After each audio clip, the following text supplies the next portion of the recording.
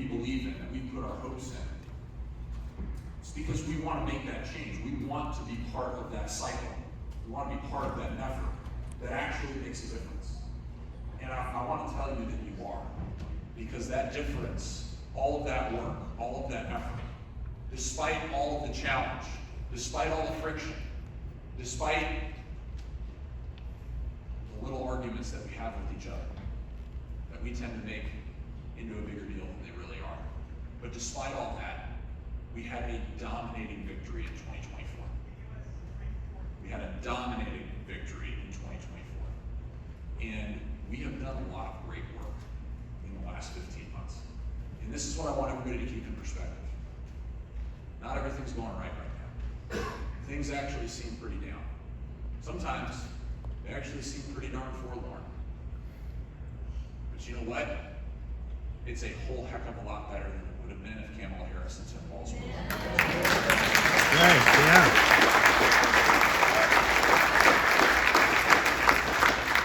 We have a lot of work to do. We have a lot of work to do. Remember what I came and told you all 1 year ago about the 2026 elections? Does anybody remember? I told you that the only way that we were going to lose the 2026 elections is if we did it to ourselves, or that we were going to lose the 2026 elections, is that if we did it to ourselves. And I think everybody can realize that that is the truth, and it still remains the truth today. Our unity is everything. There was a really wise man that once told me, he said, Pat, after the primary, you're either a Republican or you are a Democrat. Those are your only options. And if you don't vote, if we infight, if we have friction and frustration amongst ourselves, and you don't get out there, you don't get your friends out there, you don't get every single person that should be filling this auditorium right now, if you do not get them out to vote, you have certified a Democratic vote. We have to understand what the stakes are and what it means. I told you a year ago that if we lost the House, every single day President Trump would be facing impeachment. Do you all realize that that is the truth now? Do you all understand that if we lose the House, that President Trump's agenda will stop in its tracks? Do you all realize that if we lose the House, we lose the national media narrative, and we set ourselves up for trouble in 2028? All of these things are true, and all of these things you all understand in this room. What that means is that we have to be unified, and we have to put the party above each one of us individually, while still putting the country ahead of our party. What does that mean?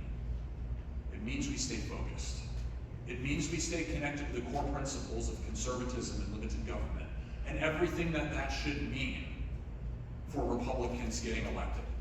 It means that we've got to get behind some really, really good folks that face some really, really tough races. Because if it's not clear to you that that's exactly what we need to do, I ask you to remember back to the State of the Union address when the President asked some very clear questions of the body that was gathered before him in the chamber of the House of Congress. And I want you to remember who stood up and who stayed seated. I want you to remember who clapped and who jeered. I want you to remember who shook a cane and who insulted the President. And look, our President, those insults don't bother him. But they should bother you a lot. Because it's not about Donald Trump. It's not about who he is. It's about what he represents. And it's about the people that he represents. And so an insult to him is an insult to you. And you should know exactly what the Democrats intend to do the second that they grab power. And the only way that they do that is if we defeat ourselves. We cannot allow that to happen. We actually, despite the friction, despite the frustration, despite the things that aren't going the way that they should be going, based off what we expected in 2024, there are actually a lot of good people on the ballot that are trying to do some really good things for the future of our country and the next generation of Americans. Not all of them are like that, but because of the few that are there, because of the ones that are really there for the right reasons. We owe every single person on the ticket that has an R next to their name our very best and our utmost effort.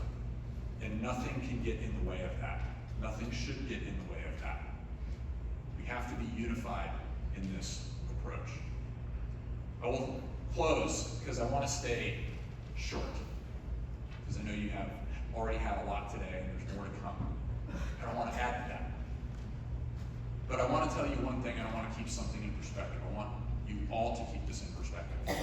In terms of politics, regardless of how we feel today about what the outcomes might be if the election were held today, November is a political eternity from now. Keep that in perspective. A lot can happen in a very short period of time with this president and this administration, and do not count Congress out. There are still tables that can be turned, and there are still fortunes that can be flipped. Do not lose sight of that. And the way that we're not going to lose sight of it, the way that we're going to overcome where we are today and get to where we need to be in November, is to continue to stand firm on the principles that you and I and every single person sitting in here and every person who's not here but is going to vote Republican on this ticket stand firm to. Communicate with one another. Support one another. Make sure that you are getting the word out. We have to go door to door this cycle, guys. We have to see our fellow citizens on the other side of the threshold of the door. And we have to talk about what's going on right now and what could be happening next January. We have to have those conversations. We've got to mobilize. I don't want to beat the unity horse to death, because I think you all have probably heard that already. But we've got to do the work. Because without the work, without that same exact dedication that we had in 2024, we're not going to get that outcome in 2026. And the future of the Republic absolutely depends on it. I will do my job, and I will lead the ticket where it's for me to lead in the 10th District of North Carolina. Whatever help you need, you reach out to me. Whatever help you need from me, reach out to my staff, reach out to my team. We will get it to you. We will do the work, because we are not going to sit idly by and let Democrats take this next election. We will not allow that to happen. And we will not allow quibbles, squabbles, whatever it might be, to stand in our way of working together with you to accomplish the mission that we have for the future of the 10th District and for the future of our country. So thank you for letting me be here today. It is honest to goodness. I love each and every one of you. I love your passion. I love your commitment to what we're doing in the Republican Party and the hope that we have for the future of this country. And we have to put in the work to make sure that we realize that vision, because we're always moving each and every day to a more perfect union. That is what our founding fathers believed, and that's what they would have us believe here today. Thank you very much. Let's keep up the effort. Let's keep our heads held high, stick together, and let's go win in November.